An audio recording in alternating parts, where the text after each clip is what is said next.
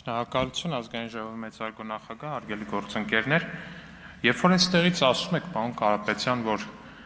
մեր ժամանակվա քաղբանտարկյալները,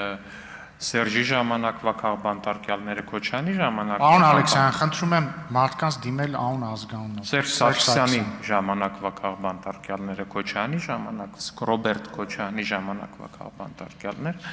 այստեղ մի անկյոնակարային բան կա, պարոն Կարապետյան, մեր օրոք քաղբանտարկյալներ չկան։ Չեն եղել, չկան ու վստահեցնում եմ ձեզ, որ չեն լինելու, ինչի եմ դա ասում, որտեվ այստեղ Տիկին Ջուլհակյանի այդ հարց պատասխանի ժամանակ, պարոն Ասլանյան, դուք քաղբանտարկյալ չեք եղել, դուք 60 հոդվածի հող եք օտարել։ Այստեղ հարց պատասխանի ժամանակ Տիկին Ջուլհակյանին հարցնում են, ասում են, այ Գոհար Ղումաշյանը ու ներկայացնում են էլի որպես քաղբանտարկյալ, ու ներկայացնում են էլի որպես քաղբանտարկյալ։ Ես եմ հիշեցնել, թե ինչ է տեղի ունեցել Գոհար Ղումաշյանի հետ։ Հրապարակվել է ձայնագրությունը, որում պարզվել է, որ ապրիլ ամսին 2026 թվականի Տիկին Գոհար Ղումաշյանը ձեր թիմի անդամ Ռոզալիա Աբգարյանին, երկրորդ համաշխարհայինի վետերան տիկնոջը հեռախոսով իր մասին խոսելուց ասում է, դե տելևիզորը չտանք, եկեք փող տանք, տելևիզորն ինչ է անում, բան, դե գնացել է քննչականը, ասել է, բա չի կարելի, ընտրությունը հայտարարված է, բարեգործության արգելք եք խախտում, բան, Գոհար Ղումաշյանը ասել է, ոնց, Ժորժ ջան, մի րոպե լը, ես ծնունդին նվեր էի տալի Տիկին Ռոզալիա Աբգարյանին, ապրիլ ամսին 2026 թվական, այս ամեն ինչի ֆանտաստիկան գիտեք որն է, որ հարգարժան Տիկին Ռոզալիա Աբգարյանի ծնունդը գուշակեք երբ է, հունիսի 17-ին, հունիսի 17-ին ծնունդը եղել է 2025 թվականի, բայց ընտրություններից 1.5 ամիս առաջ հարգարժան պատվելի Տիկին Գոհար Ղումաշյանը հիշել է, որ պետք է նվեր տա, եւ հետեւաբար այդ նվերի համար նրան ձերբակալելը քաղաքական հետապնդում է, լուրջ ժողովուրդ։ Ես ձեզ անկեղծորեն խնդրում եմ, շատ եմ խնդրում, մի վիրավորեք մեր բանականությունը, ժողովուրդ ջան, որտեվ այն ինչը դուք եք ասում, դա վիրավորում է մեր բանականությունը։ Օրինակ Հայաստան դաշինքը արդեն փորձված է այս առումով։ Պարոն Արթուր Խաչատրյանը գիտի, որ երբ որ բացում է այդ թեման, ինքը ակնհայտ ձեզ բան ասում, երբ որ ինքը բացում էր այդ 29743-ի թեման, ինքը կանխազգում էր իր մեջ ներսում, կարող է ինքը ականջալուր չէր իր ներսի ձայնի, բայց ես վստահ եմ, որ պարոն Խաչատրյանի ներսի ձայնը իրան այդ պահին sense շատ կոնկրետ հուշում էր, ասում էր՝ մի բացի այդ թեման, մի բացի տակն ենք մնալու, չլսեց։ Հիմա ես ձեզ եմ խնդրում, հարգելի գործընկերներ, ամեն անգամ, եթե հանկարծ ձեր ներքին ձայնը կասի, որ պետք չի ինչ-որ թեմա բարձրաձայնել մեր հետ քաղաքական բանավեճերում, լսեք, անկեղծորեն եմ ձեզ ասում, որովհետև իմ տպավորությունն է, որ այդ ներքին ձայնը առնվազն ձեզ չի խաբի։ Հաջորդը քյաբաբների մասին եք խոսում, պարոն Կարապետյան, ես այդ ձայնագրությունը հիշում եմ։ Այդ ձայնագրությունը հետևյալի մասին է, մեկը զանգում է ձեր կուսակցության ներկայացուցչին, ասում է, բա փողերն ինչ եղավ, փողերը երբ ես տալու։ Նա ասում է, ես բաց կապով ես ինչեր ես ասում։ Նա ասում է, լավ, փող չեմ ասի, կասեմ քյաբաբ չես բերելու, բա։ Հիմա դուք փորձում եք մեզ համոզեք, որ այդ խոսակցությունը ամբողջությամբ աներ, փեսա, հարգարժան, պատվարժան, ես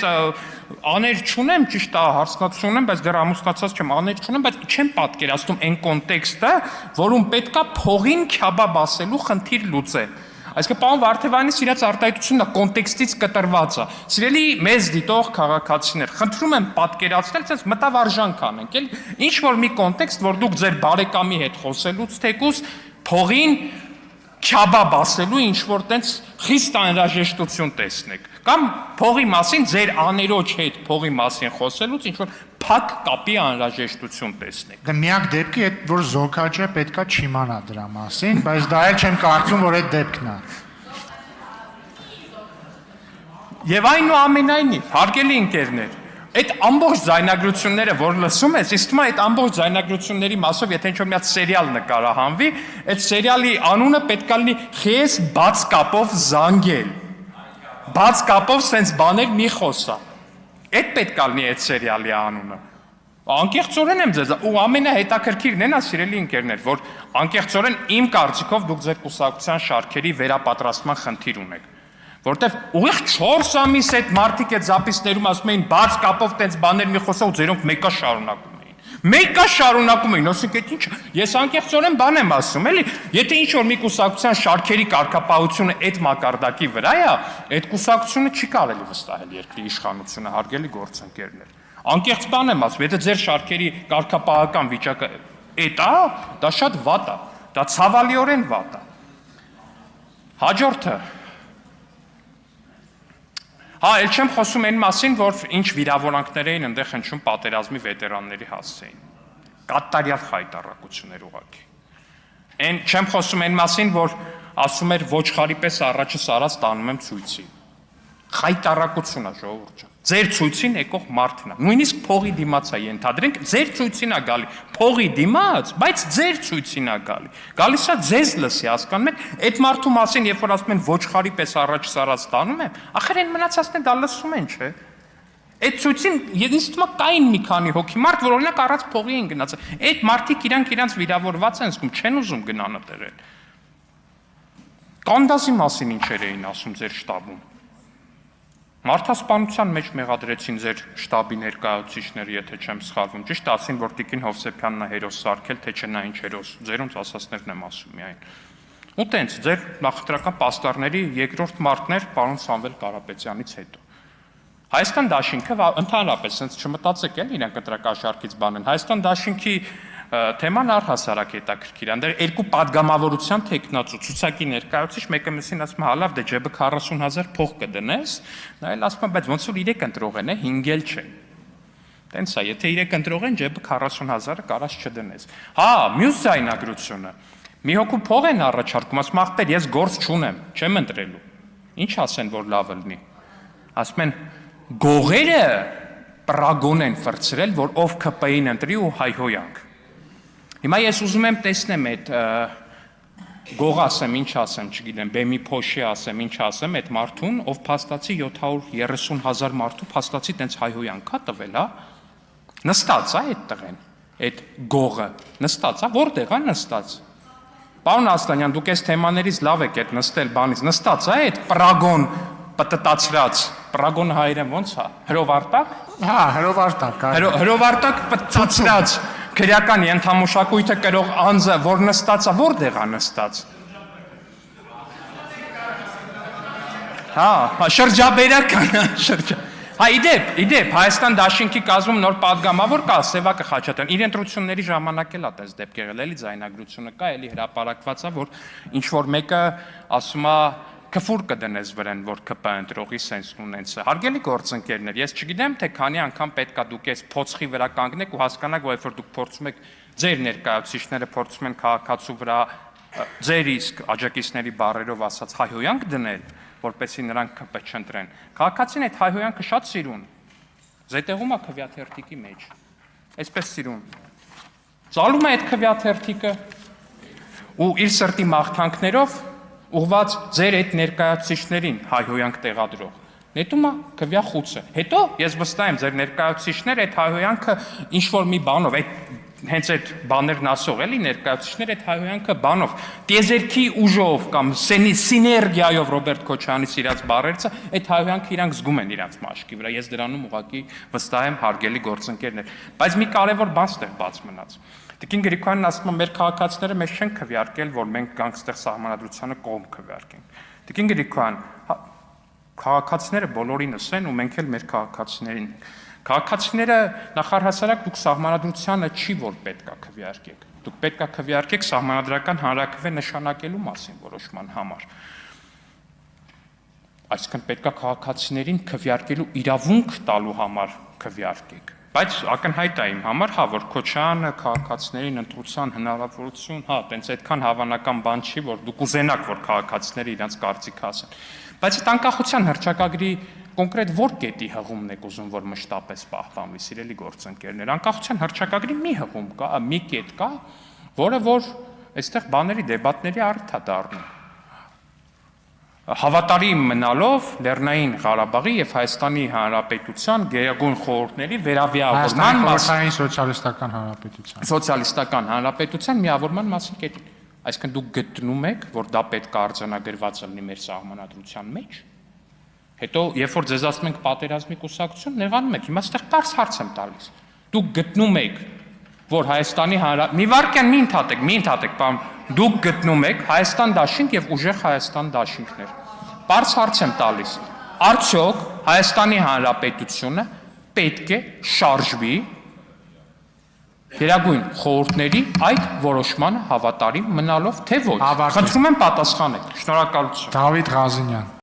Պարոն Վարդևանյան, ասում եք ձեր ու Հայաստան դաշինքի միջև չլուծված հարցեր չկան, ընկերական հարաբերություններ են։ Նոր ձեզ մեղադրում էին ընտրակաշառքով ԱԺ փոխոսնակ դառնալու մեջ։ Եվ նաև ասում էին մեկնաբան եք Տիկին Խամոյանը, այստեղ չի, բայց ես այլ բան եմ ուզում մեկնաբանել։ Տիկին Խամոյանը տևական ժամանակ է եւ նաև այսօր այս խմբակցությունից տարբեր գործընկերներ ասում են այ քաղբանտարկյալ է, օրինակ Արեգնազ Մանուկյանը եւ ինչու չեք խոսում այդ մասին։ Ես ունում Տիկին Խամոյանին դիմեմ, ասում Տիկին Խամոյան, ինչ չեք լսում, երբ որ խոսում ենք այդ մասին։ Օրինակ ես մի քանի անգամ մեկնաբանել եմ, երբ որ հարց է հնչել դրա մասին ու ասել եմ, որ իհարկե ամեն դեպքում պետք է երեխայի լավագույն շահը պահպանվի, պաշտպանվի, բայց ասել, որ կին է դրան բերումով չպետք է կալանավորվեր, կամ ասել, որ նա քաղբանտարկյալ է, դա ես չեմ ասում, որ Տիկին Մանուկյանը մեղավոր է, ես անմեղության կանխավարկածը հարգում եմ, բայց դուք չեք հարգում մեր ինստիտուտները, որտեղ ասում եք, որ նա մեղավոր չէ, այլ միայն քաղաքական իր հայացքների բերումով է հայտնվել այդ կարգավիճակում։ Ես այդպես չեմ կարծում։ Նաև Տիկին Խամոյանը օրինակ չէր հիշում կանանց, երեխաների մասին, երբ որ օրինակ ես խորհրդարանի շենքի դիմաց կոչ էին անում հրոսակախմբերին, մեր հասցեներն էին հրապարակում, ասում էին գնացեք ԿՊԱ-ական падգամավորներին բերեք ուժով։ Բայց ժամանակ ես իմ նույն տարիքի աղջիկ երեխայի հետ տանը միայնակ էի, երբ որ դուք հասցե եք հրապարակում ուղարկում եք մեր տուն։ Այդ ժամանակ ոչ կին կար, ոչ երեխա կար, ոչ կանանց իրավունքների պաշտպանություն կար։ Ու Տիկին Խամոյանը այն մարդկանցից էր այլ ընդդիմադիրներն էլ հետները։ Հիշում եք դոգի բանով, ուրեմն կոչով հայտնվել էին ազգային ժողովի դիմաց, որ ծափ էր տալիս, երբ որ բան էին անում, մեր հասցեներն էին հրապարակում։ Քաղբանտարկյալների մասին։ Իհարկե կարող եմ տարբեր զեկույցներ մեջ բերել, դա շատ երկար ժամանակ կպահանջի, այս առիթով չեմ անի, բայց այդ զեկույցները փաստում են, որ Հայաստանում խոսքի ազատության մակարդակը, ժողովրդավարության մակարդակը, մամուլի ազատության մակարդակը շատ բարձր է, եւ նաեւ կարող եմ համեմատականներ անցկացնել ձեր իշխանությունների օրոք այդ նույն ցուցանիշները ինչ ողբալի վիճակում էին, բայց ես դա չեմ անի։ Դուք մեջ բերում էիք ԵԽԽՎ բանաձևը, Տիկին Ղահրամանյանն էր կարծեմ, 19:00 բանաձևը, գործընկերներս ասացին արդեն ինչ մոտիվով է այդ բանաձևը առհասարակ ի հայտ եկել, բայց ես ուզում եմ հիշեցնել, որ դուք չէ, միգուցե, բայց ձեր հայրերը, երկու խմբակցության այդ առաջնորդների կհիշեն, որ 2008 թվականի դեպքերից հետո միջազգային տարբեր կառույցներ բանաձևեր ունեին Հայաստանի հետ կապված։ Օրինակ, ԵԽԽՎ-ն անգամ սանկցիա է կիրառել Հայաստանի դեմ, քաղաքական մոտիվներով բանտարկված մարդկանց քաղաքախ հալածյալ քաղբանտարկյալ կոչելով, իսկ ձեր մատնանշած դեպքերի հետ կապված մեր իշխանության օրոք դուք գետ մեկ դեպք չեք հիշի, գետ մեկ ուրեմն բանաձև չեք կարող մեջ բերել, որ քաղբանտարկյալների արկայության մասին մի որևէ նշում լինի, չկա նման բան։ Իսկ ձեր իշխանությունների օրոք այդ ամեն ինչն եղել է, ու եմ ասում, Հայաստանը սանկցիաներ է կիրառվել Հայաստանի դեմ։ Ու բան է, այտենց ամեն մեկը, որ ենթադրյալ հանցագործություն կատարի, հետո մտնի քաղաքականություն եւ ասի ես քաղբանտարկյալ եմ, դա այդպես չէ։ Շատ հայտնի Վարդան Ղուկասյանի դեպքը։ Մարդը դուրս եկավ այդ նախաքննական մարմնից, ասաց ես իմ համար հանգիստ ապրում էի, դուք ինձ ստիպեցիք ես մտնեմ քաղաքականություն։ Հիմա դուք բոլորդ ասում եք բանը, քաղբանտարկյալ է։ Լավ է, մի հատ էլ այդ բանից չեք սարքում բերում, ասում Վարդան Ղուկասյանը քաղբանտարկյալ է։ Բայց դուք իդեպ մեջ բերեցիք նորից էլի ոնց որ Տիկին Ղահրամանյանն էր իբր սրբազան պայքարի հետ կապված եղել է ԵԽԽՎ բանաձև, բայց Տիկին Ղահրամանյան ճիշտ ռակուրսից չեք ներկայացնում իրողությունը։ Բացի թիվ 5-ի ռեպորտաժները բանաձև կարելի է կարդալ ու ես բայց ձեր համար կկարդամ այդ բանաձևի հատվածը, որը ձեզ պետք է որ հետաքրքրի։ Հա, այդ սրբազան պայքարի հետ կապված ինչ էր ասում ԵԽԽՎ, ուրեմն ձմեռային նստաշրջանում ընդունված բանաձևը։ Ասում էր, որ վեհաժողովը խորը մտահոգություն ունի եկեղեցու մի քանի հոգևորականների կողմից իշխանությունը բռնազավթելու ծրագրերի մասին տեղեկությունների առնչությամբ։ ԵԽԽՎ բանաձևում հայ առաքելական Սուրբ եկեղեցու շուրջ ստեղծված իրավիճակի մասին 5.1 բաժնում գրված է, ցիտում եմ, որ խորապես մտահոգված է վարչապետի եւ հայ եկեղեցու առաջնորդի միջև լարվածությամբ, ինչպես նաեւ հայ առաքելական եկեղեցուն պատկանող մի քանի հոգեվորականների կողմից իշխանությունը զավթելու դավադրությունների մասին հաղորդագրությունով։ Նաեւ ասվում է, որ մտել են քաղաքականություն, ինչը մեր համանդրությամբ եւ օրենսդրությամբ ջրբաժան կա այդտեղ։ ԵԽՎ ձեր մատնանշած բանաձևը դրա մասին էր խոսում։ Դա համար եկեք ճիշտ մեջ բերենք, ինչ է ասում։ Ինչ վերաբերում է ուրեմն այս Կտրիշ Ներսիսյան կաթողիկոս բանավեճին։ Ուրեմն Տիկին Հովսեփյանը արեկա ամենաակտիվն էր տենց խփում, երբ որ ասում են Կտրիշ Ներսիսյան։ Բայց Տիկին Հովսեփյան, դուք ինչու եք, ես ասում եմ, ինչ ուզում եմ։ Ինչի եք ուզում հասկանամ, օրինակ հարվածում սեղանին։ Կարող է մարդը լինել հայ առաքելական սուրբ եկեղեցու առաջնորդ ու մի անգամ գնահատական չտա սեփական հոտին, հավատացյալ հոտին 120,000 մարդկանց հավատացյալների սովամահությունը Ռուսաստանի կողմից որպես հակահաբեկչական գործողություն անվանելը։ Օրինակ, ես դա չեմ կարողանում պատկերացնել։ Որևէ մի գնահատական չի տվել։ Օրինակ, նա կարծում եմ չի տվել, որովհետև 2023 թվականին Վլադիմիր Պուտինի կողմից արժանացել է պատվո շքամեդալի։ Միգուցե դրա համար չի տվել այդ արձը։ Օրինակ դուք ինչի չեք տվել։ Կարող է միգուցե այդ նույն Վլադիմիր Պուտինի կողմից ռուսամետ ուժ համարվող ուժի падգամավոր եք դարձել, դրա համար չեք խոսում։ Կարող է, բայց եկեք գնահատական տվեք, հետո նոր Կտրիշ Ներսիսյան լսելուց սենց արեք։ Ես Կտրիշ Ներսիսյան եմ ասել ու ասելու եմ։ Հարգելի գործընկերներ, ինչու եք խանգարում ելույթ ունեցողին։ Շատ լավ, ուզում եք այդպես, մի վարքյան, ուզում եք այդպես, կլինի այդպես, ոչ մի պրոբլեմ։ Շարունակեք Տիկին Հակոբյան։ Ոչ, դուք սկսեցիք երկու անգամ մենք դիմացանք, կլինի այդպես, ոչ մի պրոբլեմ չկա։ Շարունակեք Տիկին Հակոբյան։ Հայրենիքի փնտրտուքի մասին։ Այստեղ մի շաբաթ է մեզ ասում են որն է հայրենիքը, հայրենիքի սահմանը որն է։ Ուրեմն 2024 թվականից մեր կրթական դպրոցի, միջնակարգ կրթության այդ համակարգում կա իմ հայրենիքը առարկան, կոչվում է իմ հայրենիքը, 5-րդ դասանում դասավանդում է, կա դասագիրք։ Ես ձեզ ուզում եմ մեջ բերել այդ դասագրքի 17-րդ էջից հատված։ Մենք ազգադավ իշխանությունները, որ ասում եք հայրենիք չեք ճանաչում, բան, արժեքներ։ Մենք երեխաներին սովորեցնում ենք 24 թվականին է ներդրել, թե որն է հայրենիքը։ Եվ ես ուզում եմ ձեզ համար կարդալ, թե որն է ըստ մեզ, որն է այդ սահմանները մեր պատմական հայրենիքի։ Ասում ենք, որ հայերի պատմական հայրենիքը հայկական լեռնաշխարհն է։ Այստեղ կազմավորվել եւ իր պատմական ուղին է անցել հայ ժողովուրդը։ Հայկական լեռնաշխարհի սահմանները ձգվում են Սև ծովի հարավից մինչև Կասպից ծով, սահմանազատվելով լեռնաշղթաներով։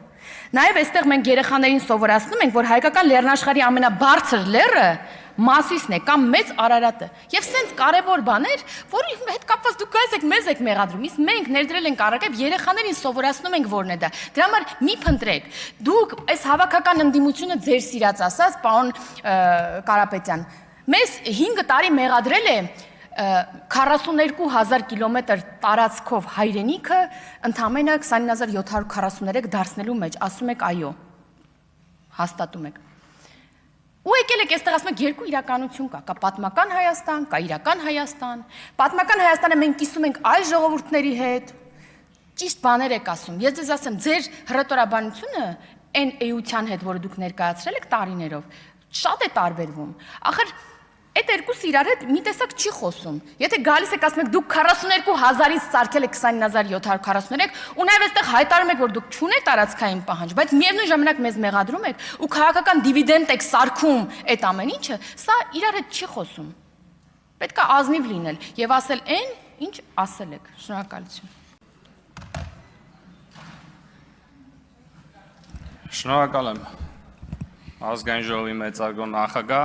Հարգելի գործընկերներ, պարոն Խաչատրյան, ես ենթադրում եմ, որ դուք սոցիալական կայքերից ակտիվ չեք օգտվում, որովհետև եթե մի քիչ ավելի ակտիվ օգտվեիք, սրանից մոտ 2-3 ժամ առաջ ձեր հնչեցրած հարցից հետո տարբեր օգտատերեր սոցիալական ցանցում տեղադրել են այն որոշումը, որի մասին քիչ առաջ պարոն Ռուբինյանը խոսում էր, ըստ որի Հայաստանի Հանրապետության հողային ֆոնդի արկայության եւ բաշխման մասին կառավարության համապատասխան որոշման համաձայն արձանագրվում է, որը իդեպ ձեր քաղաքական ղեկավարի կառավարման տարիներին էր, արձանագրվում է 29743 քառակուսի կիլոմետր։ Եվ հաշվի առնելով, որ վերջին օրերին հենց ձեր խմբակցության ներկայացուցիչներն են տարբեր ձևակերպումներով այս հարցը հնչեցնում, հարգելի գործընկերներ, ուզում եմ ուշադրություն դասեք, որ այսօր վերջապես այս կոնսպիրոլոգիան վերջապես բացվել է պարոն Խաչատրյանի կողմից, ով այսօրվա իր ելույթում ասեց, բայց այդ ուր կորավ այդ 57 քառակուսի կիլոմետրը, այդ 29800-ից հանեց 743-ը, ասեց, այդ կարողա Տիգրանաշենը ուզում եք տակ, այդ 57 քառակուսի կիլոմետրը Տիգրանաշենն է։ Պարզվում է 2005 թվին Տիգրանաշենը արդեն տվել էին։ Եվ անցնելով բուն թեմային, ես ուզում եմ անդրադառնալ պարոն Նարեկ Կարապետյանի վերջին ելույթին, որտեղ հետաքրքիր մտքեր հնչեցին եւ կարծում եմ այս մտքերին պետք է անդրադարձ կատարել։ Պարոն Կարապետյանը խոսում էր հայ քաղաքական մտքի հիմնական երկու ուղղվածությունների մասին, բաժանելով այն երկու մասի, առաջինը ըստ իրեն իրական Հայաստանի կոնցեպտն է, որի ջատագովը մենք ենք, եւ կա պատմական Հայաստանի կոնցեպտը, որը նպատակ է եւ որը ըստ պարոն Կարապետյանի, հեսա կանցնեմ երրորդին։ Իրականում երկուս, բայց հեսա կանցնեմ դրան էլ։ Եվ երկրորդը, ինչպես ասացի, պատմական Հայաստանի կոնցեպտը, ըստ որի պատմական հայրենիքը նպատակ է։ Հիմա պարոն Կարապետյանը ասում է, եւ երրորդը, որի ջատագովն են իրենք, ասում է հետեւյալը։ Ասում է, որ մենք արձանագրում ենք, որ գոյություն ունի Հայաստանի Հանրապետություն, իր սուվերեն տարածքով միջազգայինորեն ճանաչված, եւ մենք իրենք որևէ պահանջ եւ որևէ ուրեմն նկարտում չունեն որևէ այլ պետության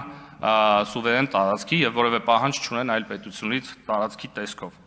Եվ զուգահեռաբար արձանագրում է, որ կա պատմական Հայաստան կամ պատմական հայրենիք, որը պատմագիտության եւ մշակութաբանության համար պարարտ հող է ուսումնասիրության համար։ Եվ արձանագրում է, որ սա կոնսենսուս է, պարոն Կարապետյան, սա կոնսենսուս չէ, սա իրականում մեր դիրքորոշումն է։ Կոնսենսուս դուք չունեք Հայաստան խմբակցության հետ, որի ղեկավարը ասում է, որ 29743 կիլոմետրի մեջ չի կարելի պարփակվել, պետք է նայել դուրս։ Ըստ էության դուք կրկնում եք մեր դիրքորոշումը, որևէ մեկը եւ որևէ անդամ քաղաքացիական պայմանագիր ֆրակցիայից չի ուրանում մեր պատմությունը, որևէ մեկը չի ուրանում ցեղասպանությունը եւ չի կարող ուրանալ, այստեղ բազմաթիվ անգամ ելույթներ հնչեցին դրա մասին, բայց հաշվի առնելով, որ դուք խոսում եք պատմագիտության եւ մշակութաբանության մասին, կարծում եմ մեր հիմնական տարբերությունը նրանում է, որ մենք այդ հարցերը թողում ենք պատմաբաններին եւ պատմագետներին, իսկ դուք դա փորձում եք բերել քաղաքական դաշտ եւ դարձնել քաղաքական օրակարգ, ինչը կարծում եմ տրամաբանական չի։ Ես առաջարկում եմ, որպեսզի քաղաքականությունը եւ քաղաքական գործիչները զբաղվեն քաղաքականությամբ, պատմաբանները եւ մշակութաբանները համապատասխանաբար իրենց ոլորտային հարցերով։ Շարունակելով իր միտքը պարոն Կարապետյանը խոսած ուժեղ Հայաստանի գաղափարական պատկերացումների մասին, սոցիալ-տնտեսության, սոցիալական, տնտեսական ուրեմն հարցերի վերաբերյալ, ըստ որի նա իրենց ուրեմն բնութագրեց որպես աճ կենտրոնամետ ուժ։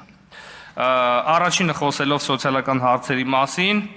նա հիմնականում թիրախավորեց ծնելիության հարցը, ասելով հետևյալը, որ առանց ընտանիքը թիրախավորող մոտեցումների սահմանափակման մենք չենք ունենալու լավ ծնելիություն։ Ես կխնդրեմ պարզաբանել, պարոն Կարապետյան, կոնկրետ ինչ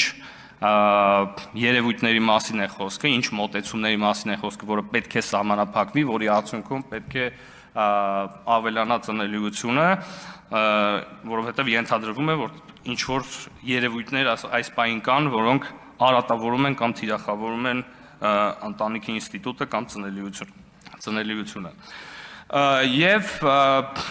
նաև խոսում է պարոն Կարապետյանը տնտեսական իրենց պատկերացած մոդելի մասին, բնութագրելով այն լիբերալ, ինչից հետո անմիջապես խոսում է big push գաղափարի մասին, ըստ որի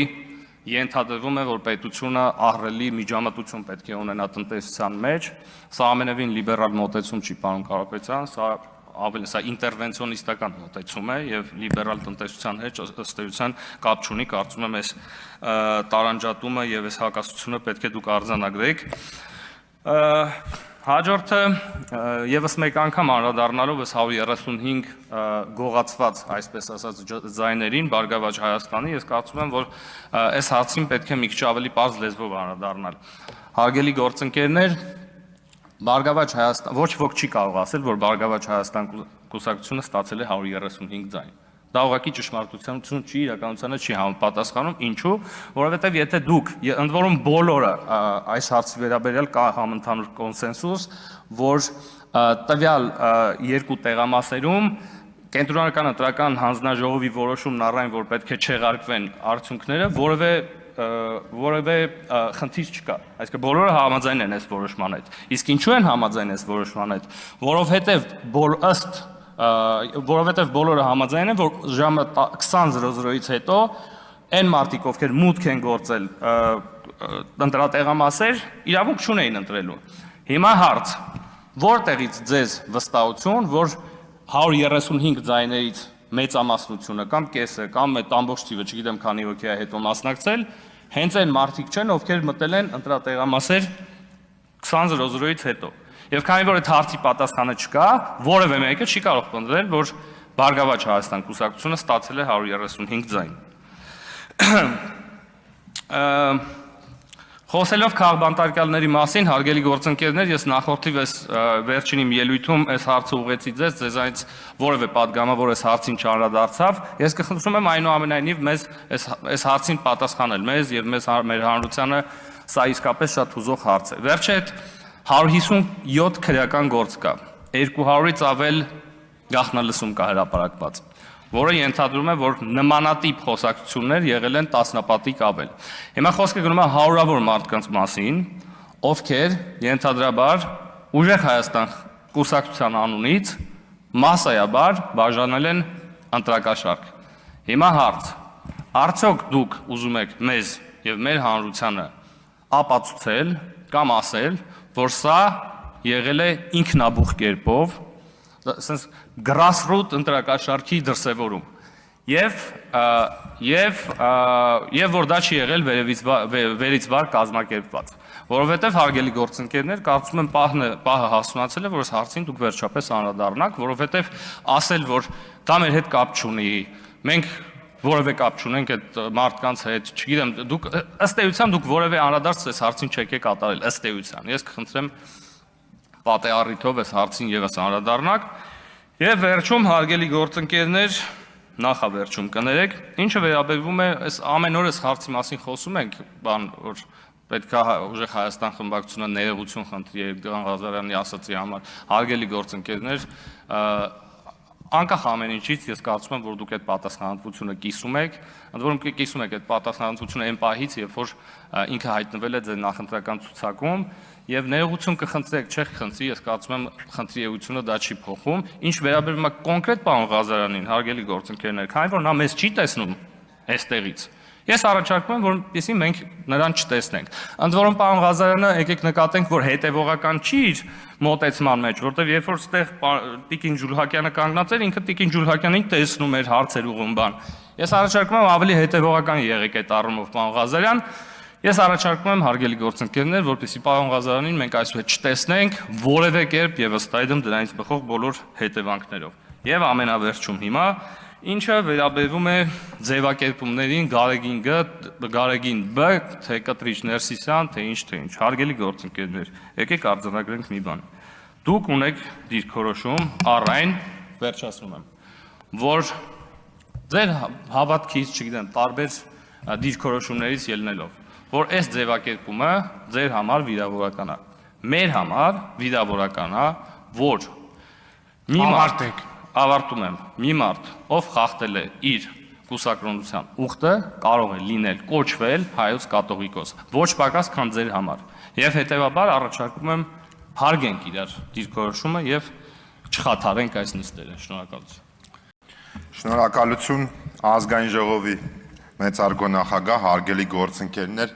նախ եւ առաջ պետք է ասեմ Տիկին Արամանյան, պարոն Սերգեյ Բագրատյանի վերաբերյալ ձեր տեղեկատվությունը ստույգ չի։ Մարդ երեք պատերազմի մասնակից է, այդ թվում նաեւ Արսեն Թորոսյանի, դրա համար եմ ասում, էլի արտահայտվելուց հնարավորինս ստույգ պետք է արտահայտվենք։ Հարգելի թիմակիցներ, ես նախ եւ առաջ մի առաջարկ ունեմ, ես կարծում եմ, որ մեր գործընկեր ուժեղ Հայաստանի անդամ պարոն Հազարյանին պետք է թողնել այն վայբի մեջ, որի մեջ ինքը եղել է մինչ ազգային ժողովի падգամավոր դառնալ։ Եկեք իրան թողենք Հազարյան versus Հազարյան շրջանակի մեջ, թող ինքը դուրս գա, ելույթ ունենա, ինքը իրան հարց տա, ինքը իրան պատասխանի, էլի, ես կարծում եմ տենց այս ինստիտուտի հանդեպ շատ ավելի հարգալից վերաբերմունք կլինի։ Ինչ վերաբերվում է սեղանին թխթխկացնելու, պարոն Ռուբինյան, ես ճիշտն ասած սկզբից ոնց որ ասեցի, որ դա լավ երևույթ չի իրականում, բայց ոնց որ ձեզ հետ համաձայն եմ, որտեղ որոշակի անալոգիա եմ սկսել անցկացնել Մեծ Բրիտանիայի լորդերի պալատի հետ, որովհետև այդտեղ բողոքի ձայնը այդպես է նա արտահայտում, եւ հավանաբար իսկապես դուք ճիշտ եք, մենք պետք է օգտագործենք այդ հնարավորությունը մեր ուզած ժամանակ։ Երբ որ համարենք ճիշտ իհարկե։ Ինչ վերաբերվում է նաև այն փաստին, որ Տիկին Հարամանյան, որ հիմա Տիկին Ջուլակյանին կամ մեր կին գործընկերներին ասում եք հայտարարություն է տարածվել, հարց է հնչել Տիկին Ջուլակյանին քննչական կոմիտեի տարածած հայտարարության մասին, մարդը ուղիղ ասում է դատապարտում եմ այդ ոճը, ճիշտ չեմ համարում, բայց շարունակում եք, ասում եք, բա որ տենց է, ունես տպավորություն եմ, ոնց որ ասում եք նախարարող թող բերեին, մի հատ խմբագրեիք, նոր հրապարակեիք, չենք կարող, այդ լրիվ ուրիշ ինստիտուտ է։ Լրիվ ուրիշ ինստիտուտ է։ Տիկին Ջուլակյան, քանի որ այն ամենանիվ խոսքը ձեզ մասին է, ես ձեր տեխնացությունը ողջունում եմ, ես համարում եմ, որ եւ վստահ եմ դրանում, որ դուք լավ հանձնաժողովի նախագահ եք լինելու, այն իմ մրցակցության ասած շրջանակում ես ձեզ հետ մրցելու եմ հանձնաժողովի աշխատանքների արդյունավետության տեսանկյունից, որքան որ իրականում պետաիրավականի հետ բարդ եմ մրցել, որովհետև քանակը նախագծերի իրականում մեծ մասամբ այլ հանձնաժողովների մասով անհամեմատելի է եւ ես կասկած չունեմ, որ դուք լավ հանձնաժողովի նախագահ եք լինելու։ Ես հարցը ստամ, էլի, որը որ ուզում էի տա, ինձ այդ հարցը հետաքրքրում է, եւ դուք գիտեք իմ ամենասիրած գործերից մեկը, այն ժամանակ, երբ որ ես եղել եմ ազգային ժողովի падգամավոր, եղել է այն ժամանակ գլխավոր դատախազի հաղորդումը ուսումնասիրել վերլուծելը, ցավոք սրտի արդեն падգամավոր չեմ եղել, երբ որ քննչական կոմիտեի եւ հակակոռուպցիոն ծառայության համապատասխան ղեկավարները պետք է գային, եւ ես այն ժամանակ մատնանշել եմ, որ իրականում տեխնիկապես, այսինքն այդ ժանրը, որով որ այդ քննարկումները տեղի են ունենում, ներկայացում, հարց-պատասխան, տեխնիկական առումով մի քիչ բարդ է, էլի, որտեղ յուրաքանչյուր հարցից հետո, երբ որ ում որ հարցադրում ես ուղում պատասխանում է, էլի հարց է բացում, քանի որ շատ մեծ վիճակագրական տեղեկատվություն կա այդ հաղորդումների մեջ, ինձ հետաքրքիր է, արդյոք դուք նպատակահարմար եք գտնում, եթե իհարկե կարողանանք ինչ-որ մեխանիզմ գտնել, մի քիչ այլ ոճի դարձնենք այդ քննարկումները։ Կարող է չլինի մեխանիզմ իրականում տեխնիկական, էլի զուտ այդ մասով հետաքրքիր է ինձ։ Պարոն Կարապետյան, ես ուզում եմ ձեզ անդրադառնամ մասնավորապես, ես ասեմ, թե ինչի համար։ Ես բոլորովին կիսում եմ ազգային ժողովի նախագահի կարծիքը, ես բոլորի կրոնական հայացքները հարգում եմ, անխտիր բոլորի, բայց ես նաև անկեղծ հավատում եմ, որ ձեր հավատամքը այդքան խորն է, բայց ես չեմ կարծում, որ բոլոր հոգևորականներին դուք այսպես ասած մի արշինով եք չափում։ Հիմա ասեմ, թե ինչի համար եմ սա ասում։ Մի քանի օր առաջ, երբ որ դուք գնում եք դատի, նախ մի քիչ իմ համար այդ բանը անհասկանալի էր, էլի, որ ես անկեղծ չգիտեմ ինչի մասին այդ քրեական վարույթը չեմ հետաքրքրվել, բայց իմ մոտ ունես տպավորություններ, որ եթե խոսքը գնում է տվյալ ինստիտուտի համապատասխան ղեկավարի մասին, իմ մոտ ունես տպավորություններ, որ ենթատեքստի մեջ, էլի, դուք ուղիղ դա չեք ասում իհարկե, որ դա ինչ-որ իդ մարդն ինչ-որ ինդուլգենցիա ունի, որ քրեական գործ չի կարելի որ լինի, էլի։ Ես իհարկե հասկանում եմ, որ ենթատեքստում նաև այսպես ասած այդ նկատառումը կա, ճիշտ երևի տենց ասել, որ սա քաղաքական հետապնդում է իր հետևից։ Ես դա եմ հասկանում, բայց երբ որ զուտ, ես սա ձեզ ասում եմ, չեմ ասում կրոնական հայացքները հարգում եմ բոլոր մարդկանց, ես այս վեճի մեջ քիչ եմ խառնվում իրականում, որովհետև ես ժամանակին կնքվել եմ, բայց հետո կյանքումս ստացվել է այնպես, այդ թվում իմ աշկի տեսած ետքիմ, էլի տենց այս քանի օրվա ընթացքում սիրելի թեմաներից մեկն է, էլի, տենց օրինակներով կարամ ասեմ, էլի, օրինակ 2006 թվականի Սուրբ Սարգիսի կողքը ինչ եմ տեսել, որ շոկի մեջ եմ եղել, որպես կնքված քրիստոնյա, էլի, ուղղակի, բայց չեմ կարծում, որ այդ Պանդորայի արկղա է, էլի, ճիշտ կլինի, որ ես հիմա դա մանրամասնեմ, եւ իմ մոտ այս տպավորություն կար, որ եթե տվյալ ինստիտուտի ղեկավարի վերաբերյալ խնդիրը, որ չի կարելի, անձեռնամխելի է, բայց նույն համանդրությունը ասում է, որ Հայաստանի Հանրապետությունում օրենքի առջև հավասարազորեն բոլորը, կարող է իմ տպավորությունը սխալվում եմ իհարկե։ Եվ երկրորդը, դուք գրառում եք առ այն, եթե չեմ սխալվում, ճիշտ եմ հասկացել, որ այն դատավորի վերաբերյալ, որը որ ինքնաբացարկ էր հայտնել, որ դատավորը հայ էր։ Ես կարծում եմ դուք կընդունեք, որ այդ գրառումը որոշակի առումով այդքան էլ տեղին չէ, որովհետև իմ մոտ այն մի հատ բազմիցս լսել եմ, դա այդ նաև հոգևորականներից եմ լսել, որ ով քրիստոնյա չի, հայ չի, ձևակերպումը, եւ ես չեմ կարծում, որ Հայաստանի Հանրապետության քաղաքացիների նկատմամբ, որոնք որ հայ առաքելական եկեղեցու հետևորդներ չեն, ճիշտ է նմանատիպ ձևակերպում է։ Ես չեմ պնդում, զուտ իմ ընկալումն եմ ասում, ես տենց ընկալեցի այդ ձեր գրառումը, այդ իմ ասացվածքի շրջանակում, էլի, որովհետև ստացվում է, եթե դատավորը ինքնաբացարկ չհայտներ, նշանակում է հայ էր։ Նու կներեք, էլի, ներողություն եմ խնդրում, հայ չէր, քիչ չեմ կարծում, որ դա այդքան էլ տեղին է։ Այնուամենայնիվ, որքան էլ որ ես այս կրոնական հավատքի մարդկանց վեճի մեջ չեմ մտնում, բայց ես նաև կրկնվեմ, կիսում եմ ազգային ժողովի նախագահի կարծիքը առ այն, որ սա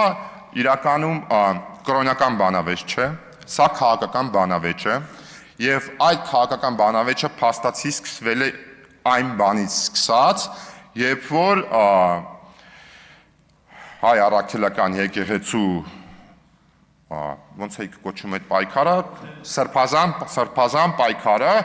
տենց խաչակիրի պես դուրս երեկել ընդդեմ տվյալ պահին Հայաստանի Հանրապետության կառավարող ուժի դեմ, էլի, ինչը որ տենց ինստիտուտների մեր սիրած, հարգած, մատնանշված, այդ թվում դիմադիր գործընկերների սահմանադրության, օրենքների մասով, ես մի հատ անհասկանալի ինչ-որ երևույթ է, էլի, հոգևորակ, նույն բանն է, ինչ-որ զինվորականները ֆորմով, բանով, տենց համազգեստով դուրս գան եւ ասեն մենք սկսում ենք զբաղվել քաղաքականությամբ, էլի, զուտ չգրված օրենքներ կան, նաեւ, որ զինվորականներին եւ հոգևորականներին չի կարելի զբաղվել քաղաքականությամբ եւ այդ տեսանկյունից կարծում եմ պետությունը նաեւ եւ պետական ինստիտուտները պետքա պատշաճ վերաբերմունք ցուցաբերեն դրա վերաբերյալ եւ այդ թվում նաեւ ես ինքս ինձ համարում եմ պետականամետ մարդ, ես պետական ինստիտուտները հարգող մարդ եմ եւ միանշանակ հարգելով բոլորի կրոնական հայացքները, նույն ձև ես նաև պաշտպանելու եմ Հայաստանի Հանրապետության պետական ինստիտուտները եւ խորհրդանիշները։ Այսքանը շնորհակալություն։ Շնորհակալ եմ մեծարգո նախագահ, հարգելի գործընկերներ, Տիկին Խամոյանը կրկին դահլիճում չէ, բայց պիտի ասեմ, որ այս բանավեճը արդեն ձանձրալի է դառնում, մի երկու նկատառում անեմ եւ առավել ինձ հետաքրքիր թեմաների անցնեմ։ Տիկին Խամոյան, ձեր վերնագրերը շատ վատն էին։ Դուք մոռացել եք, որ ես ազգային ժողովի падգամավոր էի նաև 7-րդ գումարման ժամանակ եւ այդ ժամանակ էր մեր գործունեությունը նվիրված այդ թվում Բարգավաճ Հայաստանին այստեղից տուն ճանապարհելուն։ Հետևաբար, 8-րդը նվիրված էր հանրապետականին եւ ձեզ, կամաց-կամաց դաշնակցության այդ թվում, կամաց-կամաց այդ թիրախին էլ ենք մոտենում, իսկ հիմա այլ բաների է նվիրված, որի մասին կուզեմ նաև ելույթ ունենալ։ Ձեր մի ուրիշ գործընկերոջ Տիկին Գրիգորյանը երեկ առավոտյան կարևոր մի թեմա շոշափեց հետևյալ ձևակերպմամբ, որ տեսեք արդեն երկու պետություն են մեզանից պահանջում հանրաքվե, Ռուսաստանի Դաշնությունը եւ Ադրբեջանը։ Եվ իրականում Տիկին Գրիգորյանը ասում է, տեսեք, ուր է հասել մեր երկիրը, որ մեզանից արդեն երկու պետություն է հանրաքվե պահանջում։ Ես կարծում եմ, որ իրականում ինքնիշխանության, միջազգային հարաբերություններում գոյություն ունենալու ցուցիչ է, երբ քեզ են բաներ ասում եւ դու ես բաներ ասում։ Բայց սա բարդ միտք է, ես չեմ փորձի այս ուղղությամբ ձեզ համոզել, պարզ մտքերի շրջանակում կասեմ, որտեվ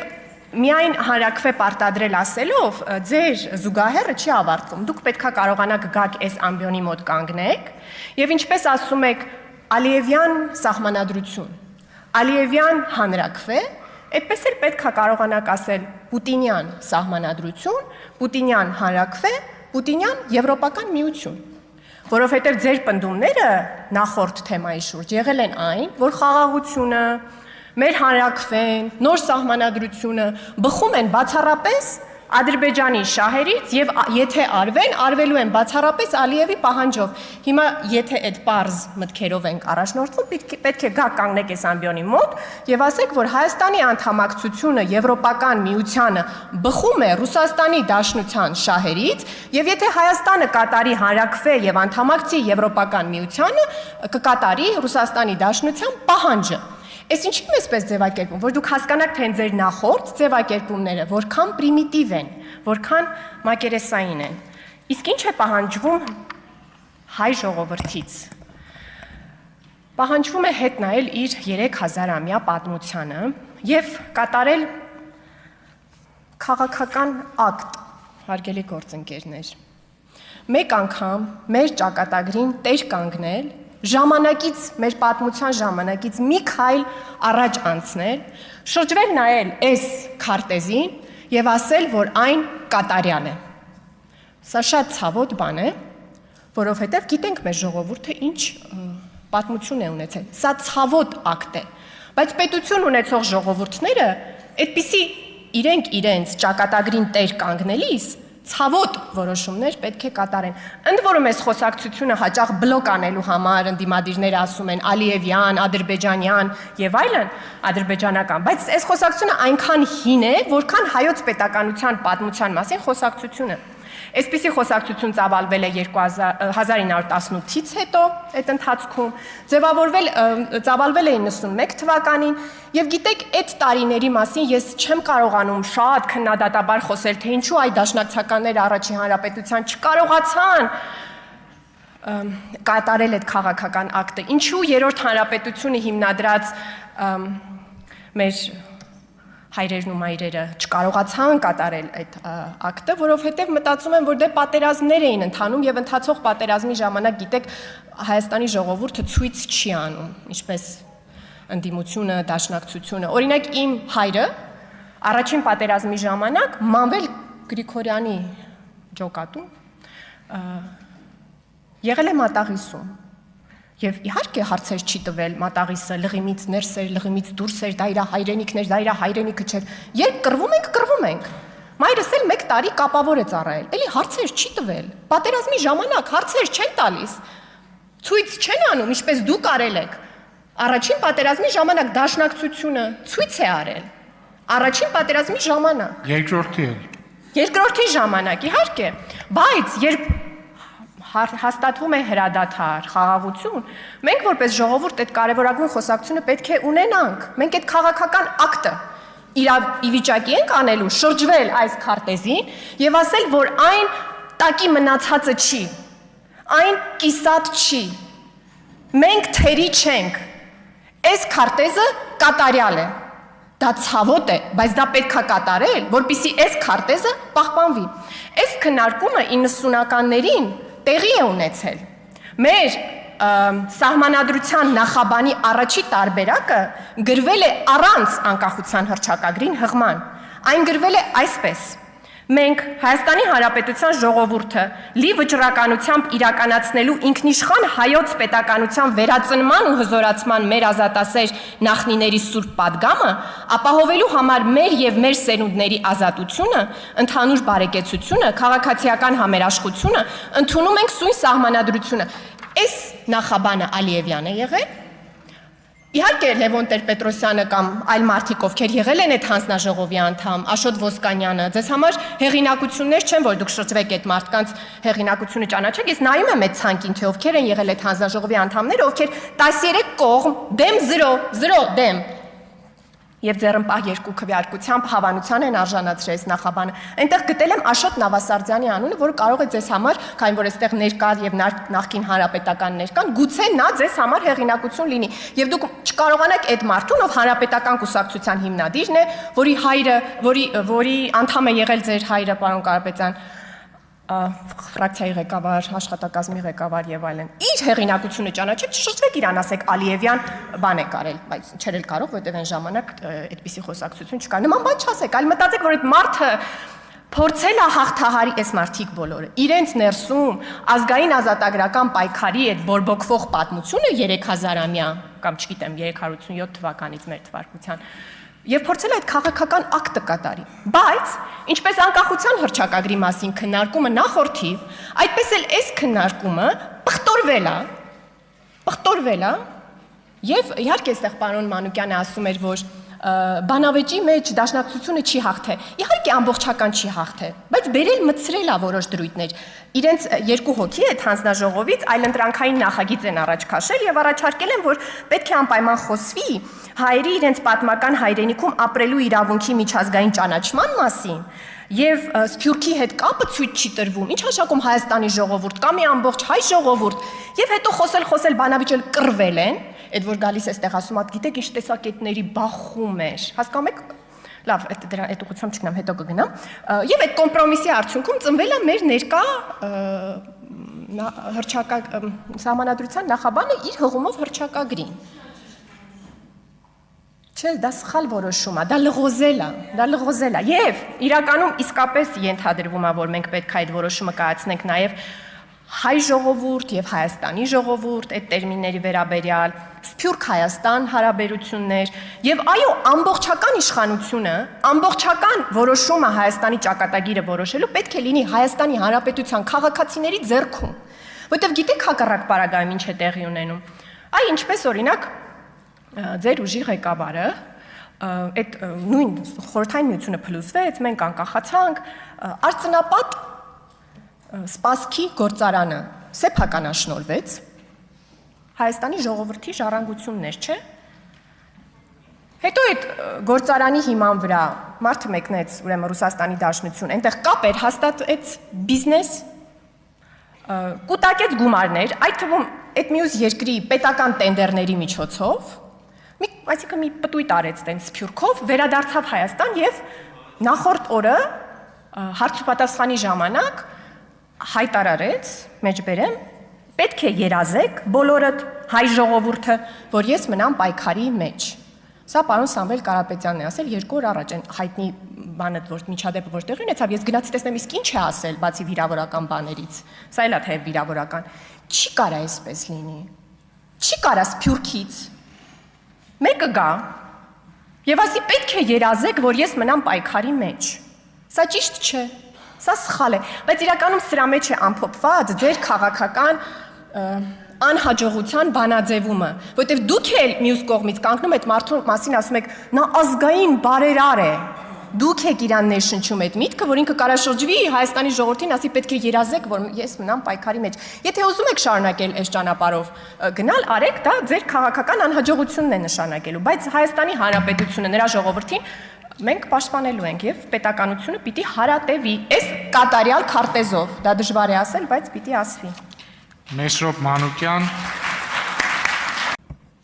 Ազգային ժողովի մեծարգո նախագահ, հարգելի գործընկերներ, սիրելի քաղաքացիներ։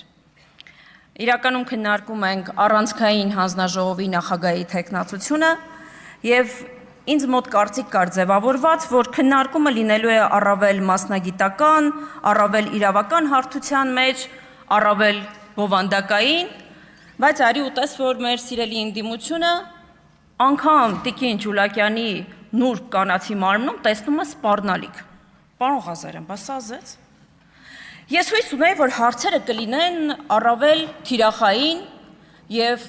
իհարկե Տիկին Ջուլակյանը մեծ պատրաստակամությամբ եւ իրավական գիտելիքներով կպատասխանի ձեր հարցերին։ Բայց հարցեր հնչում էին դեսից, դենից, այս կողմ, այն կողմ, ամեն ինչից, բայց ոչ իրավական կարևոր օրակարգերից։ Պարոն Խաչատրյան, դալիճում չէ։ Ես կարծում եմ, որ արժի հետևել իմ գործընկերոջ Վահագն Ալեքսանյանի հորդորին եւ չբացել Պանդորայի արկղը։ Որովհետեւ կարող են արծարծվել թեմաներ, որոնց դուք պատրաստ չլինեք արեցվելու։ Պարոն Ռուբինյանը ճշմարտացիորեն նկատեց եւ վկայակոչեց օրենսդրական բազան, հողերի հաշվեկշիռը 2005 թվականի եւ հաջորդող տարիների, որտեղ Հայաստանի տարածքը 29743 քառակուսի կիլոմետր է։ Բայց կան տարբեր միջազգային կառույցներ, որոնց դուք սիրում եք վկայակոչել, այդ թվում Միավորված ազգերի կազմակերպությունը, որտեղ յուրաքանչյուր երկիր ունի իր այսպես ասած պրոֆիլը, UN Data, եւ այդտեղ արյուտես Հայաստանի Հանրապետության տարածքը գրված է 29743։ Եվ գիտեք, երբ է եղել վերջին թարմացումը։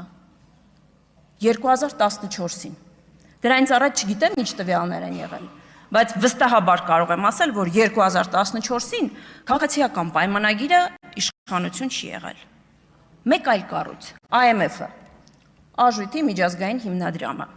Այնտեղ եւս կա համապատասխան բաժին,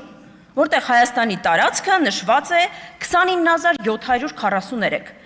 Եվ սիրելի դաշնակցականներ, ինչ եք կարծում, երբ է այս տվյալը ներկայացվել։ Բազայում կա, կարող եք մուտք գործել, տեսնել։ 2002 թվականին։ Իսկ կներեք, ով էր այդ ժամանակ նախագահը։ Ես կարծում եմ, որ կան հարցեր, որոնց պետք չէ մոտենալ, որովհետև այն վարկածը, որ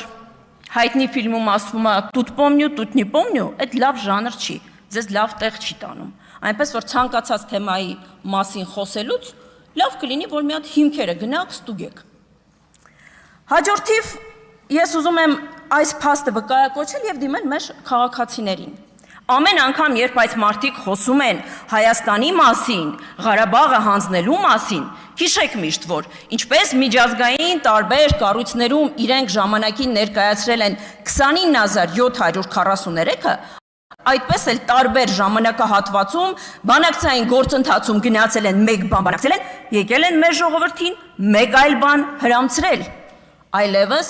համակարգային խաբեբայության ժամանակահատվածը փակված է, եւ դուք եկել եք մեզ ասում եք լեգիտիմ չենք,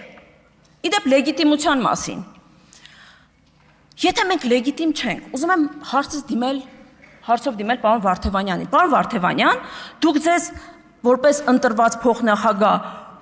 որքան մասով եք զգում ոչ լեգիտիմ։ 1.5, 1/3, 1/4, դա է պատճառը, որ հեռու եք նստում պարոն Ալեքսանյանից։ Թե մտածում եք, որ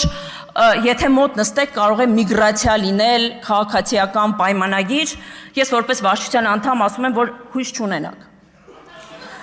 Եվ բնականաբար, չէ, գիտեք ինչ կա, Աղվան Վարդանյանի անվան կամուրջը Հայաստանից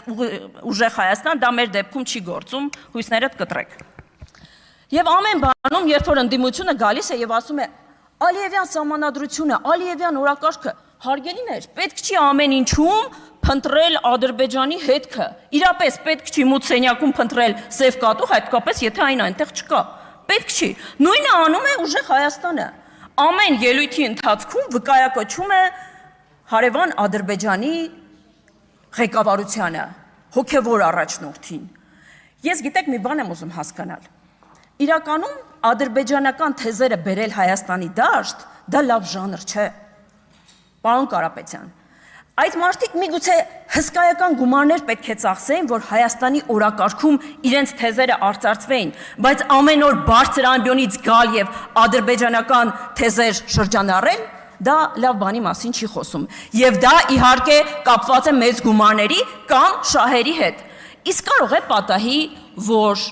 ձեր գործարար ազգականը ինչ որ գործարար կապեր ունի Ադրբեջանի հետ, ու դա էր նաև պատճառը, որ ժամանակին հավասարության նշան էր դնում Ադրբեջանի եւ Հայաստանի միջև։ Իդեպ, մեկ հանգամանք եւս, ձեր պատգամավորներից մեկը, երբ որ խոսում եմ, լսեք։ Եվ ձեր պատգամավորներից մեկը այստեղ նկատեց, որ արևմտյան Ադրբեջան շարժումը ֆինանսավորվում է Ադրբեջանի նախագահի աշխատակազմից։ Փաստեր կային, տվյալներ կային, փաստաթղթեր էին հրապարակվել, բայց արևմտյան Ադրբեջան թեզը, արևմտյան ադրբեջանցիների հետ կապված խոսույթը դուք դարձրել եք նախընտրական քարոզարշավի առանցք։ Ինչքան փող պետք է ծախսեր Ադրբեջանը, որ դառնալ Հայաստանում քաղաքական օրակարգ։ Իսկ կարող է պարզվի, որ դուք եք ֆինանսավորվում Ադրբեջանի նախագահի աշխատակազմից։ Ձեր դեպքում ճիշտ կլիներ ասել նաև Ադրբեջանի նախագահի աշխատակազմից։ Շնորհակալություն։ Մեծարգո նախագահ, հարգելի փոխնախագահներ, այդ թվում պարոն Վարդևանյան։ Քանի որ պետաիրավական հարցերի հանձնաժողովն է, ես կփորձեմ ելույթից մի հատված գոնե իրավական մասով խոսել, բայց անցնող 2 օրերին, հատկապես վերջին պարոն Կարապետյանի ելույթից հետո ես սկսեցի արդեն հավատալի մեն մտքին, որ ուժեղ Հայաստան խմբակցությունից պատգամավորներ դուրս են գալու եւ իմ կարծիքով պարոն Կարապետյան, իմ տպավորությամբ առաջինը դուք եք փախնելու այդ խմբակցությունից, որտեղ եթե ձեր ելույթը խմբագրենք այսօրվա կամ առաջին օրվա ելույթը, եկեք փորձ անենք, խմբագրենք, անունը փակենք ով է, դուրս գանք փողոց, հարցնենք ու սենց պարոն Վարդևյան կասա ռեբուս անենք, ասենք հələ մատ գուշակ եք եսում ելույթը կրնի, ինձ թվում է 10-ից 10-ը հաստատ ձեր անունը կամ ձեր այս կողմից անուն չի տա։ Ես կարծում եմ մենք պետք է օգնենք, փրկենք պարոն Կարապետյանին, որպեսզի դուրս գա, որովհետև դուք ելույթ եք ունենում, ձեր խմբակցության անդամները չեն հարգում ձեր ելույթը, ու էլի գալիս են ձեր ասած, խոսում են այդ պահից առաջվա տեղի ունեցած բաների մասին։ Ես այդ թվում դրա համար եմ հիմա նաև արձագանքում որոշ հնչած մտքերի։ Ուզում եմ խոսել եկեղեցի պետություն, շատ խոսվեց։ Այս մասին Տիկին Գալստյանի հետ կարծեմ նաև հանձնաժողովում եմ ասել։ Ուրեմն տեսեք, մեր սահմանադրության մեջ գրած չի եկեղեցին անջատա պետությունից։ Առավել եւս հայ առաքելական եկեղեցին։ 1995 թվականի սահմանադրությունը երբ ընդունվել է առաջին անգամ, այդտեղ ընդհանրապես ոչ մի բան չկար գրած եկեղեցու մասին։ Կար կրոնական խղճի ազատության մասին։ 2005 թվականին առաջին անգամ, երբ սահմանադրական փոփոխությունները Ռոբերտ Քոչյանը երկրորդ թե երրորդ փորձից անցկացրեց, այդտեղ նոր մտավ դրույթ, ասեց, որ կրոնական եկեղեցին անջատա պետությունից ու ասեց նաև օրենքը ապահովում է բոլոր կրոնական կազմակերպությունների ազատությունը, բայց այդտեղ մի հետաքրքիր նորմ մտավ, որը հետո 15 թվականին էլ ավելի վերափոխվեց, ինչ գրվեց, ասեց այս պահին գործող մեր սահմանադրությունն ասում է կրոնական կազմակերպություններն են անջատ պետությունից, բայց հետո երբ որ արդեն խոսում է ավելի մասնավոր հայ առաքելական եկեղեցու մասին,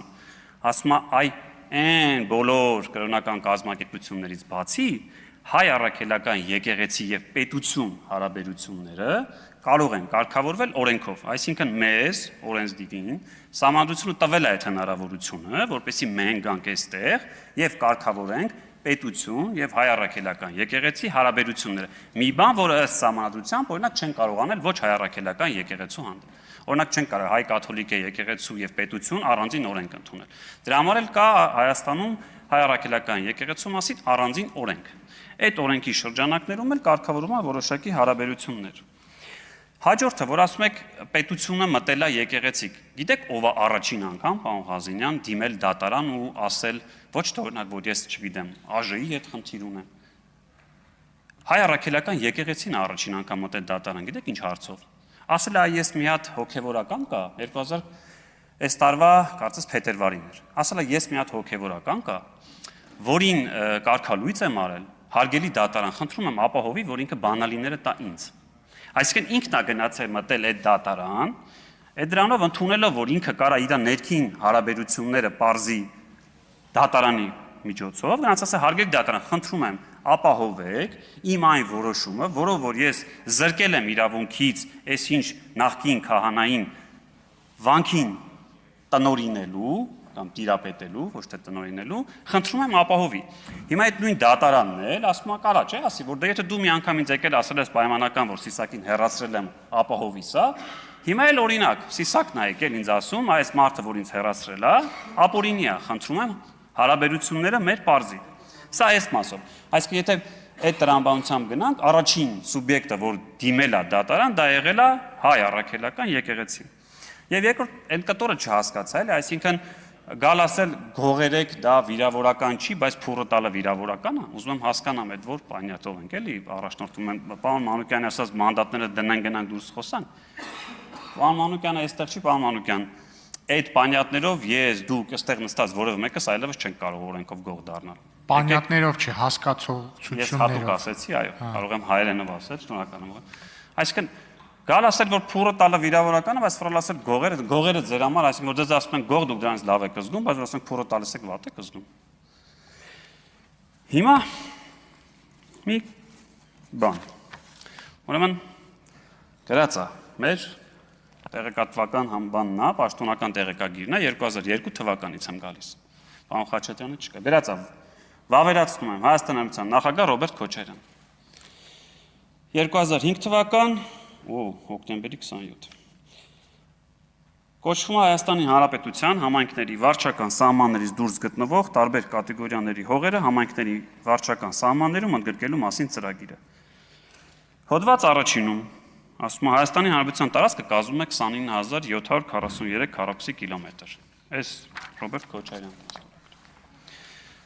Հետո 2000, այստեղ հերթականությամբ եմ էլի ուզում դնեմ, հատ 2005 կար։ 6 էր, հա։ 2006 թվական։ Այստեղ հետաքրքիրները արխիվում են։ Էլի վավերացնում եմ Հայաստանի Հանրապետության նախագահ Ռոբերտ Քոչարյան։ Հայաստանի Հանրապետության հողային ֆոնդի առկայության եւ պաշտպան հաշվետվության մասին որոշումն է։ Ստորագրել է էլի Ռոբերտ Քոչարյանը, գրած է Հայաստանի Հանրապետության տարածքը 29743։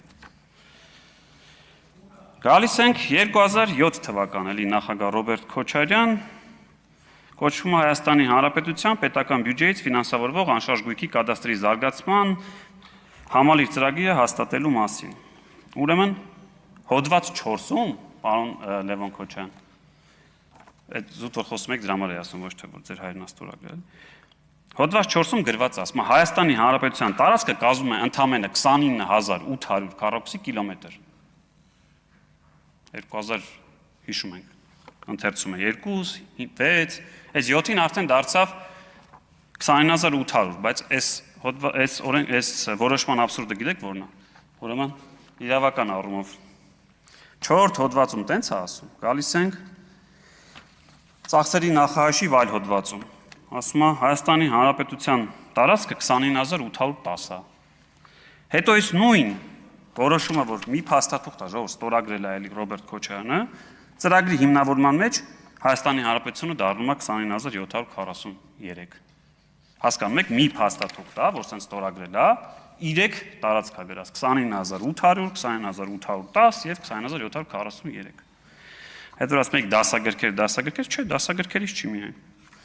Ու այստեղ էլի կա, ես առանձնացրել եմ թվով 10 իրավական ակտեր, իդեպ որոնց մի մասը ըստ Արգլիսի շարունակում են գործել, որտեղ կա բոլոր տեղերը, ինչի եմ հիմնականում սահան է, որտեղ պարոն Խաչատրյանն էր ասել, դրա համար առանձնացրել է միայն Ռոբերտ Քոչարյանը, բայց այստեղ կա նաև Սերժ Սարգսյանի պաշտոնավարման տարիներին եւ իր ստորագրությունը կա դրված, էլի 29743 եւ կա նաև ինչու ոչ Նիկոլ Փաշինյանի ստորագրությամբ 2018 թվականի հոկտեմբերի 10-ին որոշումը, որտեղ էլի գրված է 29743 Հայաստանի Հանրապետությունը։ Սա այս մասով որ շատ է խոսվում, ասում եք Ալիևի, ես անկեղծ եմ ասում, ես եթե ուզում եմ իմանամ, օրինակ, ինչ է ասել Ալիևը երեկ, այսօր, ինչ է հագել, ես չեմ կարդում հագինաս։ Ես բացում եմ Հայաստանի Հանրապետության ազգային ժողովի որևէ վերաբերյալ որևէ լրատվություն եւ սկրոլ եմ անում, տեսնում որտեղ ընդդիմադիրներն են խոսում, ասում լավ, հաստատ այսօր նայել են Ալիևը ինչա կերել, ինչա հագի, ինչա խոսացել։ Տեսեք, ես չեմ ասում թելադրանքով, բայց Ալիևը շատ լավ ձևը գտել է ձեզ ոնց կառավարի ժողովուրդ։ Այսինքն ինքը ինչ ասի, դու գալու եք դրա հակառակուսակ։ Իմ մոտ տպարությունն է, որ եթե հանկարծ Ալիևը մի օր ասի, այ որ թոշակները Հայաստանում բարձրանան խաղաղության պայմանագիր չի կնքվելու, դու գալու եք այստեղ թմկահարեք, ասեք հանկարծ չբարձրացնեք թոշակները։ Կամ հակառակ է, այդ որ ասի։ Ну, հակառակ ես օրինակներ, ասենք ինքը ինչ ասում է, դու գալիս ես ասում եմ ինչ նորություն ուզում եմ իմանալ, Հայաստան դաշինքից տեղեկանում եմ, Ժողովուրդ ջան, մի թույլ տվեք Ալիևին կառավարել ձեզ։ Խոսեք Հայաստանի Հանրապետությունից, լավ։ Ազգային ժողովի մեծարգո նախագահ, հարգելի գործընկերներ, սիրելի ժողովուրդ։ Տիկին Ջուլակյան, մի երկու բառ ձեր մասին, որովհետև վերջում մոռանում ենք ձեր մասին, թե ինչի համար ենք հավաքվել։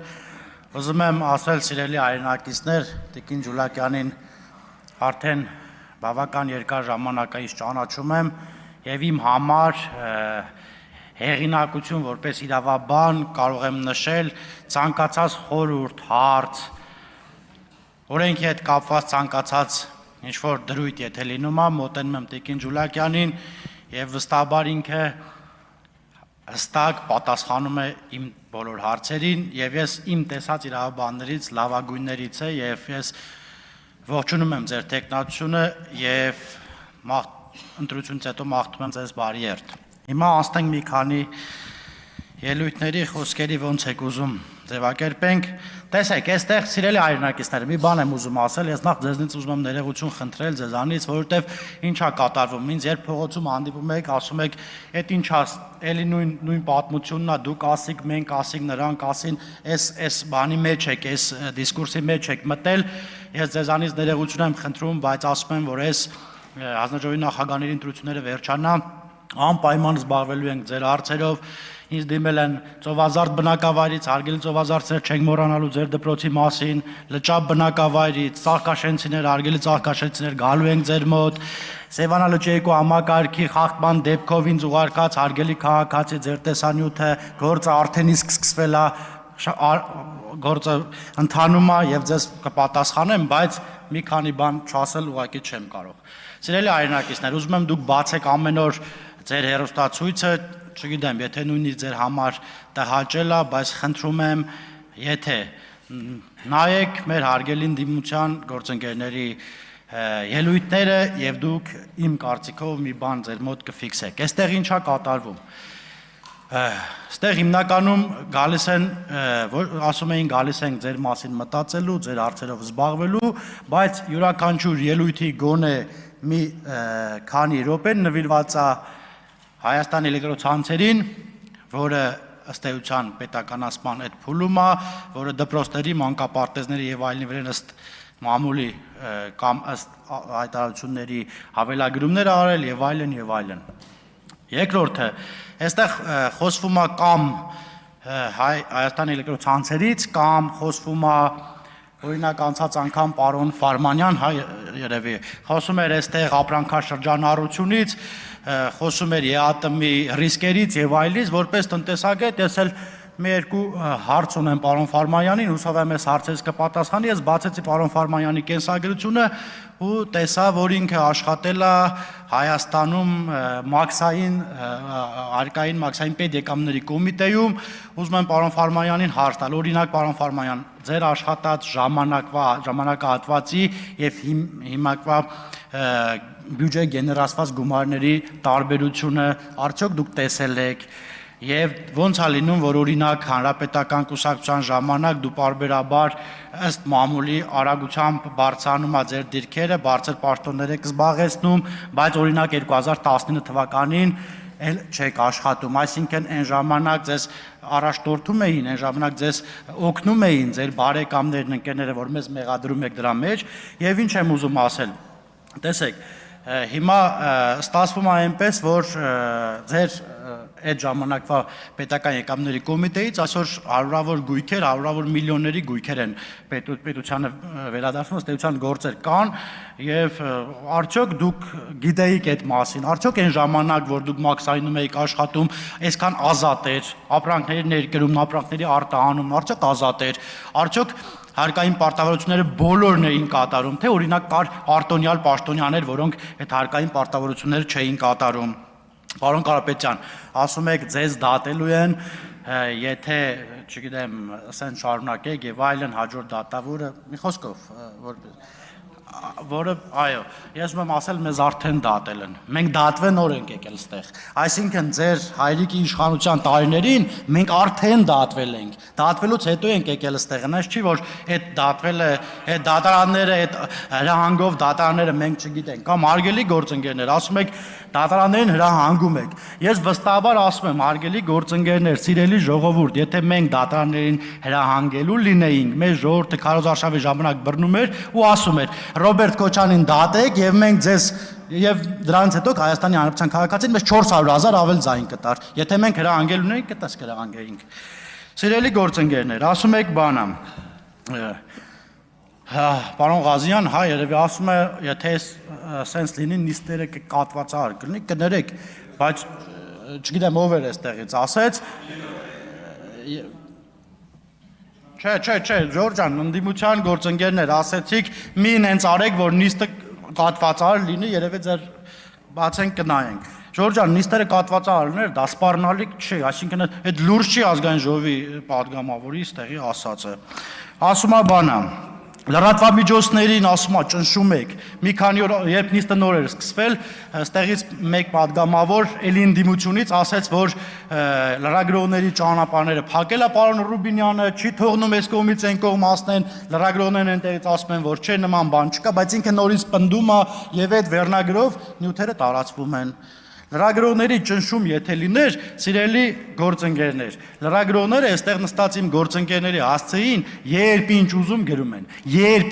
գրում են, սուտ, կեղծ, չգիտեմ, ու չեմ հիշում ով այստեղից ասեց, որ գրում են, դրանից հետո էլ թե հերքում են, թե դատարանում պարտվում են, էլ այդ կապ չունի։ Գրում են ու անցնում է գնում է։ Ընդ որում, այդ նույն թերթերին եթե մտնում նայում ես, բոլորը ձեզ գովերքում են։ Այսինքն տարբերությունը ասում է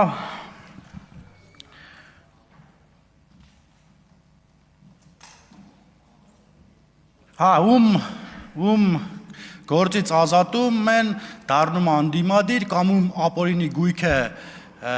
արդեն դատարանը մտնում է ապօրինի գույքի բռնագազման օրենքի շրջանակներում մեկ էլ տեսնում ես համալրում ընդդիմության շարքերն ու հաջորդ վարքյանին հայտարարում է խաղ բանտարկյալ եմ։ Սիրելի հայրենակիցներ, խաղ բանտարկյալ ասում են այն մարդկանց, ովքեր դուք տեսակ քննչական կոմիտեի տարածած հաղորդագրությունը, ովքեր, չգիտեմ, ուզում էին ըստ էության մեքենաների անիրներ ծակել, մարդիկ, ովքեր ուզում էին ահաբեկչական գործողություններ անել եւ ընդ որում այդ մարդկանց թիմին կամ այդ մարդկանց կուսակցությանը սատարողները 2020 թվականի նոյեմբերի 9-ին այդ ամեն ինչը կատարեցին։ Հիմա մեզ ասում են, չէ, դու պետքա թողեք, իրանք գանստե կատարեն, իրանց հանցագործությունը նոր ասեք բռնեք կամ եւ այլն։ Սիրելի հայրենակիցներ, եւ նելի ասում եմ, խնդրում եմ ձեզ, բացեք եւ մեր արգելի դիմադիր գործընկերների ելույթները լսեք, այնքան օտար երկրների անուններ են տալիս, այսինքն իրենք այստեղ ոնց որ այդ երկրների ներկայացրողներն են ու ոնց որ ասեց ընդդիմադիր չեմ հիշում որ պատգամավորը նրանք սպառնալիք են ըստ էության Հայաստանի Հանրապետության համար։ Շնորհակալություն։ Ազգային ժողովի մեծարգո նախագահ, հարգելի գործընկերներ, Ուժեղ Հայաստան խմբակցության թվով 28 պատգամավորներ, Հայաստան դաշինքի պատգամավորներ, ողջունում եմ բոլորիդ եւ ուզում եմ ասել, որ 1.5 շաբաթ գրեթե տևած նիստերի ընթացքում ինձ համար առանձնացրել եմ մի քանի բան։ Պարոն Քոչարյան, ամենայն հարգանքով ձեր նկատմամբ, որովհետև ես նիստերի դահլիճում ձեզ այս 9-րդ գումարման ազգային ժողովի աշխատանքների ընթացքում եմ տեսնում, դուք անընդհատ քաղաքացիական պայմանագրին մեղադրում եք ձայների գողության մեջ։ Տիկին Խամոյանը այսօր մի քիչ ավելի հեռուն գնաց եւ մեզ մեղադրեց ոչ լիգիտիմ լինելու մեջ։ Ուզում եմ ձեզ խնդրել, որ եթե այստեղ կան երիտասարդ պատգամավորներ, ես այդքան էլ երիտասարդ չեմ։ Եվ 1998 թվականին, երբ տեղի էին ունենում Հայաստանի Հանրապետության այն նախագահի ընտրությունները, ով խախտելով Հայաստանի Հանրապետության սահմանադրությունը, ժեկի տեղեկանքով, չլինելով Հայաստանի Հանրապետության քաղաքացի, ընտրվեց նախագահ, ես ընտրական հանձնաժողովի քարտուղար էի։ Եվ ուզում եմ իմ գործընկերներին պատմել, թե ես ինչի միջով եմ անցել։ 2 անգամ, 2 փուլով։ Թե ինչպես են իմ աչքի առաջ ծեծել հանձնաժողովի նախագահին, ինչ պատմությունների միջով եմ անցել։ Ես հիմա պատմում եմ եւ վերապրում եմ։ Ես ես պիտի խնդրեմ, որ շատ բարեկիրթ եք դուք, գիտեք, շատ գեղեցիկ եք խոսում, բայց այն որ ասում է գյուղից մարդ կա։ Մենք ապրել ենք Ռոբերտ Քոչարյանի իշխանության օրոք։ Ես տեսել եմ ով է Ռոբերտ Քոչարյանը։ Երկրի միակ տղամարդը իրեն հռչակած անձը բազմաթիվ բարդույթներ ուներ։ Եվ հիմա այն քաղաքական ուժը, որի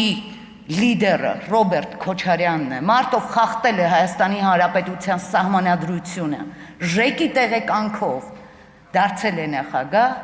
հիմա իր ուժը խոսում է լեգիտիմության մասին։ Կարելի է չէ մի քիչ համեստ լինել։ Եվ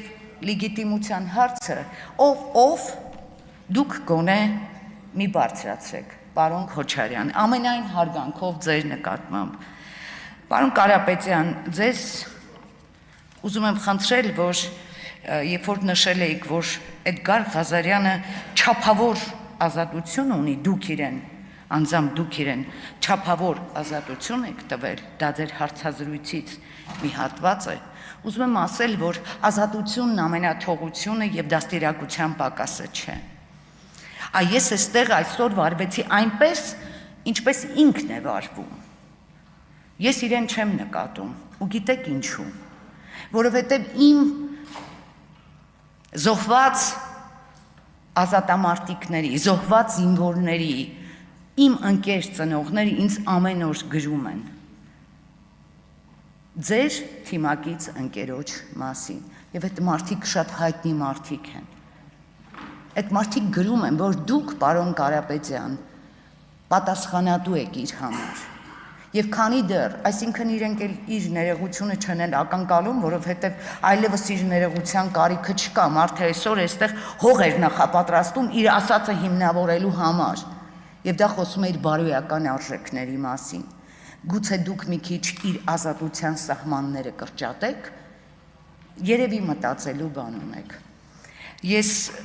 ուզում եմ նաև խոսքս հղել ձեզ, պարոն Վարդևանյան, երբ որ դուք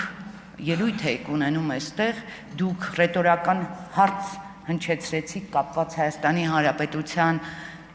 չափերի, քարտեզի հետ, թե ուր է կորել այդ 29800 քառակուսի կիլոմետրի այդ մի փոքրիկ հատվածը, որտեղ է այն եւ նայում էիք մեր կողմը, կարծես մենք ինչ որտեղ թաքցրել էինք։ Հիմա ինձ թվում է դուք ունեք ձեզ հուզող հարցի պատասխանը եւ ձեր նախկին ընկերներին կհարցնեք, որտեղ է 29800 քառակուսի կիլոմետրի այդ մնացած հատվածը։ Շնորհակալ եմ։